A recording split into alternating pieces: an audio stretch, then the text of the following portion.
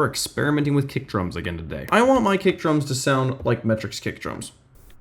Just like that. I want it to sound like that. And right now, I haven't been able to make a kick drum that sounds anything close to that, but I've been able to download one that kind of sounds close. Not as clean, but it's close, and it's a lot closer than the other ones I've made. Or all of them. Not as good as just this.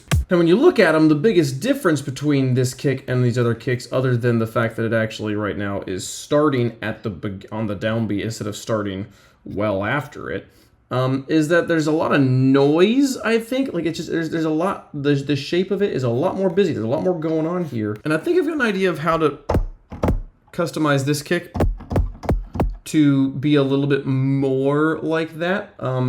Because everybody's talked about mixing this noise in. Is that closer? It feels like it should be closer, right? Let's bounce that out. Project is getting so messy now. Okay, so here's the one before we turned up the noise. And here's the one after we turned up the noise. Notable difference in sound, but not a super noticeable difference in the way the waves look. You can see a little bit more jaggedness in it, but still, compared to this one down here, it's not even remotely similar. Control Z, Control Z, Control Z, don't need that. Okay, more extreme. Okay, we're starting to get somewhere now. It looks more like it now. That's much closer to this. Let's see, what does this sound like in comparison? Still very different sound, but it looks more similar. It's got this dip here after the initial transient where this doesn't have a dip. I don't know what that means. What does this sound like though? If we just actually use this. Okay, it's an improvement, but can we get closer? After it gets through this, it just kind of turns into this wave, which almost looks like a FM type thing. I don't know, like.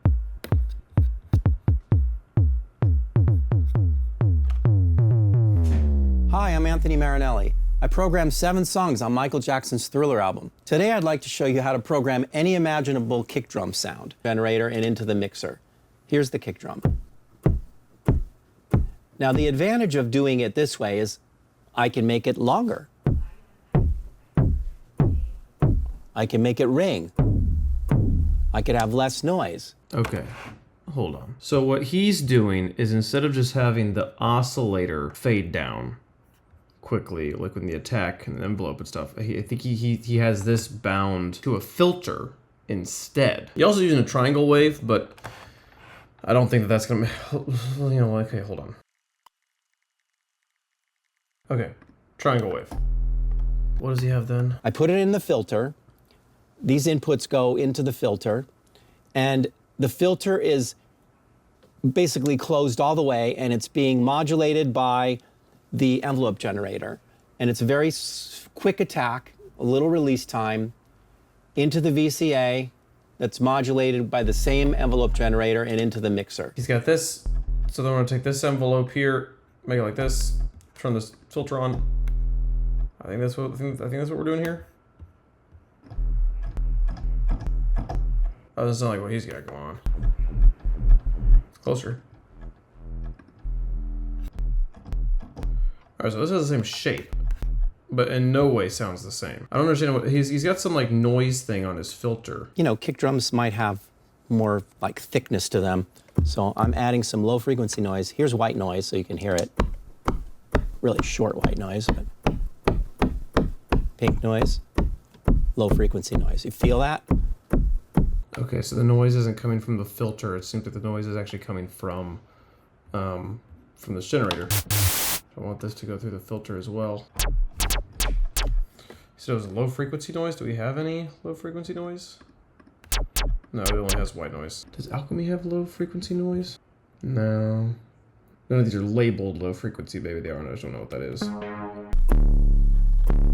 So the idea here, to recap. Okay, I do get this, and this is really cool. None of them quite sound, through all the examples you just gave, none of them quite have that like aggressive punch noise edge.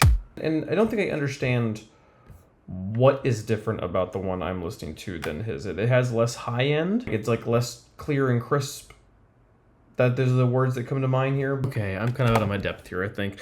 I tried switching over to Alchemy because they had more noise options. I have the sine wave where the pitch is going down real fast. If I just kind of turn off these noise layers, that's just a detuning the noise real fast in a kind of a tight envelope.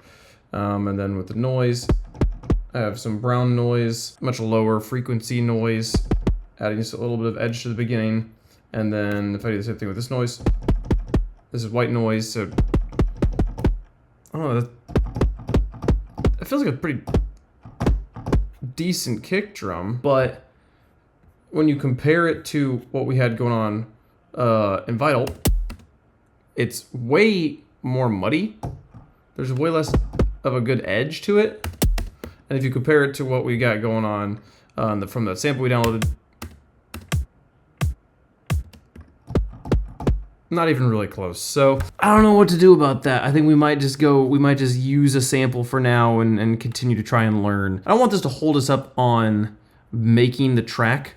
So for now, I might tomorrow start putting that drum and bass, using that drum and bass sample, and then see if we can find some other like drums to go with it, and then start working on the bass and see if we can get an actual good little drop here that we like the sound of. But yeah, that's enough experimenting for, this has been like 3-4 episodes now of like trying to chase down kick drums and try to understand kick drums, and we're learning a lot, but we're not really finding the answers we were hoping for. So yeah, that's all. Thanks so much for watching today. See you guys tomorrow. Bye-bye.